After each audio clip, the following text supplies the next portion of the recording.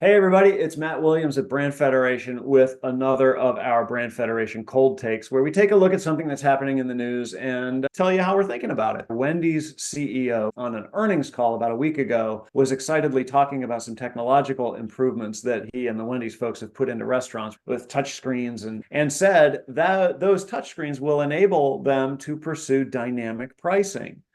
From there, chaos ensued because everybody assumed that what he was saying is that Wendy's is going to pursue the same kind of price strategy that companies like Uber pursue, which is surge pricing. When demand goes up, prices go up. Wendy's, of course, quickly retrenched and said, no, no, no, no, that's not what Kirk meant. What Kirk meant was it'll give us some flexibility. And by the way, we might actually be able to lower prices at low demand periods. Wow, what a mess. So we've put our heads together and said, what do we think about this? And we've come up with two takes on the Wendy's fiasco. One is, man, if you're a CEO, your words sure matter, especially on an earnings call, right? So it made me think of a time when I was CEO of a company where I was kind of casually walking down the hall and I mentioned to a coworker, man, that's an ugly color on that wall.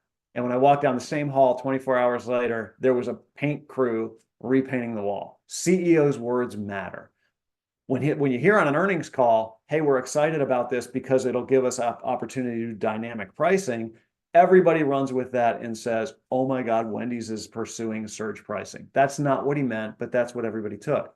Now, they compounded the mistake with another mistake by saying it might enable us to lower prices during non-peak times. Okay, great. Now you've create an expectation among your customers that not only are they not going to pay more during lunchtime, if you come in at 3 o'clock, your Frosty might be cheaper.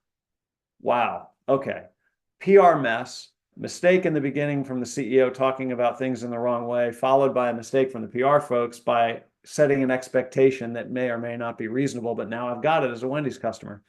The second thought, which was interesting to us, is that it brought up a whole conversation about surge pricing, when you should do it and when you can't do it. And it made us realize that companies who can pursue surge pricing have two things going for them. One is scarcity and the other is urgency. If you have scarcity and you have urgency, maybe you have the latitude to pursue surge pricing. So what do we mean by that? Well, imagine yourself standing on the corner in Manhattan at 10 o'clock on Saturday night and it's pouring rain. You damn well need a ride and you need it right now. And I guarantee you're not going to be able to get a cab. Well, you're going to open up Uber and it's going to cost you 25% more. You might not like it, but you're going to pay it. Why? Because cabs are scarce and you have a high urgency to get out of the rain and get into your ride, right? So you can do that. Scarcity and urgency. Well, let's think about that in terms of Wendy's. Does Wendy's have scarcity? No, there's a McDonald's across the street where I know my Big Mac is going to cost $5, not $7.50. Does it have urgency? Well, if I know that Wendy's is raising prices between 12 and 1 because it's a peak time, I can probably put off lunch till 1:30, right? So I don't have urgency.